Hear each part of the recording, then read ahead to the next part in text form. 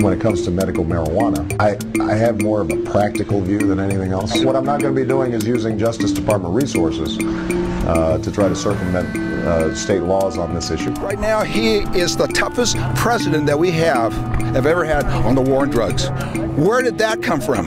I was thrown on the ground, 11 to 15 cops all pointing their guns at me. They almost shot a dog. As a law enforcement official, very happy to see the current administration's stance on the issue of medical marijuana. Right after the inauguration, there were some raids on California medical marijuana dispensaries. Do you expect those sorts of raids to continue? Obama's Department of Justice repeatedly vowed not to use federal resources to go after medical marijuana in states where it was legal. Well, what the president said during the campaign, you'll be surprised to know, will be consistent with what we'll be doing here in law enforcement. But now, that same department is cracking down in California. The law has been hijacked by profiteers who are motivated not by compassion, but by money. In the following weeks, medical marijuana activists from around the state held rallies to protest these developments. This surprise attack on the medical cannabis users in California, it's hugely unfair and unjust. It's tyrannical is what it is. Cops are not used to losing or even compromising. They got tired of waiting with having lost more court cases than they won, so they called in their biggest gun. They called in the federal cops. You're a liar, President Obama. You said that you weren't going to do anything. You said that you were going to let the states handle it. Well, then be a man and stand up and tell the federal government to go home. The Department of Justice sent letters to dispensaries across the state, reminding them that United States law takes precedence over state law, and property is subject to seizure and forfeiture to the United States. Aaron Sandusky owns G3 Holistic in California's Inland Empire. The Department of Justice gave him 14 days to get out. I turned white, jaw hit the floor. It was unexpected. We all want the same things.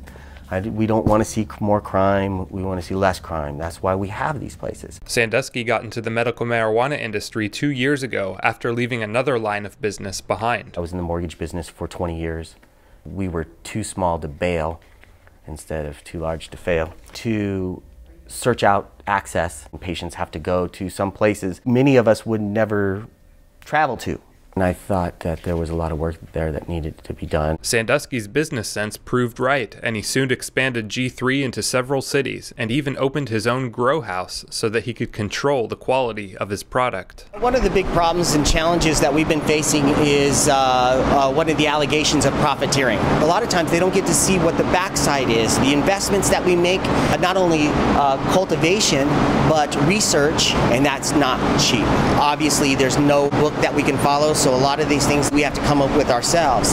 That not only is expensive, but it takes a lot of effort on a lot of people's part. The dispensaries on their face are an illegal operation. There's no avenue in the law whatsoever to accommodate the sales of marijuana. Mark Brewster and Glenn Walsh, members of the California Narcotic Officers Association, have a big problem with what Sandusky is doing. What the administration has come out and said is that they will support a state's right to have medical marijuana.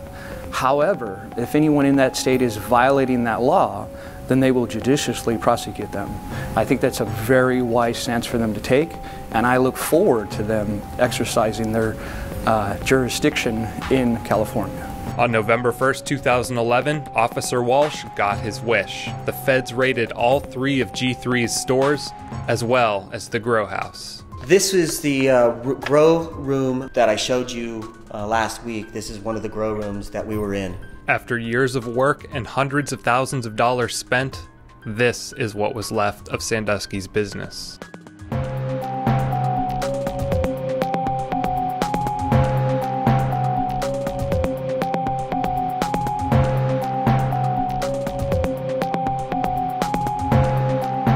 But they came in full raid, guns drawn.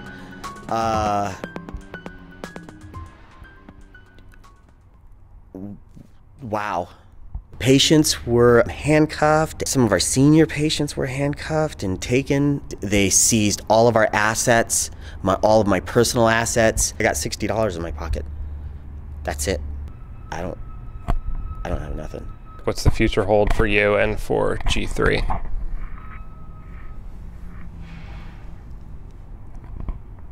I don't even know. Officials from the Department of Justice would not participate in an on-camera interview, but according to the search warrant, the DEA raided Sandusky's 3 stores as well as his home and the home of his colleague because marijuana is a Schedule I controlled substance, which under federal law means that it is not recognized as having any medical value, and any possession, distribution, or cultivation is a violation of federal law. Marijuana is not modern medicine. And people will try to say, well, there need to be more studies. There has to be more studies when we look at marijuana. Marijuana has been studied and studied and studied.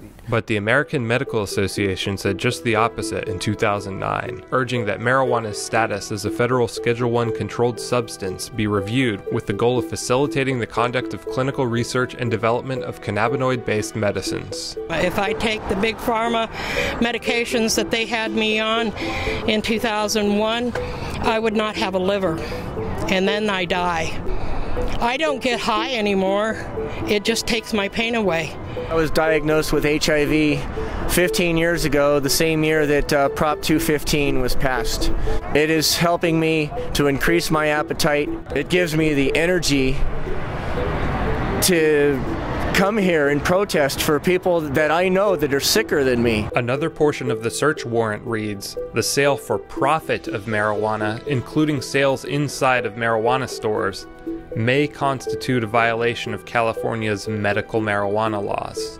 When we collectively or cooperatively get together to cultivate marijuana, we can do that. And if it's my land and I would like to help you cultivate your marijuana, I can do that. You cannot, however, reimburse me for any expenses. We don't all grow our own lettuce, tomatoes, pickles. You know, we go to the store and we pick those up. So, and many of those patients are too sick to even try. So you've got to be able to entrust somebody to do it for you. And that's where we get the necessity for a club, because, you know, we put those professionals in place that know how to do it. I don't believe that that portion of the law involving reimbursement or financial gain from the growing of marijuana, I don't think that's a problem at all. I think it's a very good, sound basis. When you have that much of the substance, that much cash, then you also have the other problems that come with it. And the violence that's behind that much money in that business is incredible, as you can see from some of the border violence we have going on. But Sandusky isn't fueling the cartels by importing their product. He grows his own, reports his profits, pays his taxes. His reward for this diligence?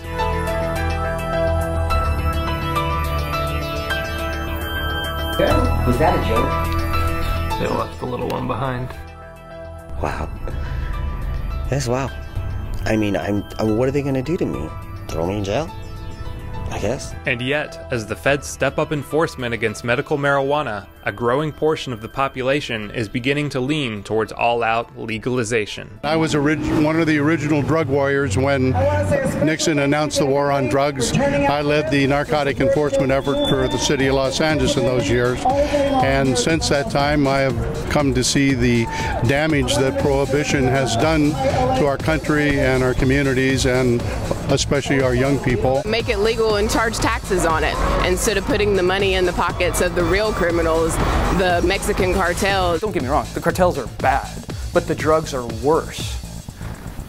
The cartels just send drugs here. And yes, they kill everybody to make sure that is done.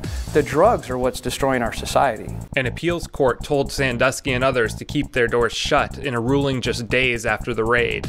The court held that individual cities are allowed to ban dispensaries, even if they are allowed to exist under state law. Since the October announcement from the Department of Justice, the federal government has issued letters threatening to shut down dozens of dispensaries across California. As a younger man, I was definitely carpe diem, seize the day. And in my heart, I am a libertarian. Now that I'm a parent, I'm more about carpe kids. And when I look at, especially as a law enforcement officer, the decisions that I make must protect and promote my society.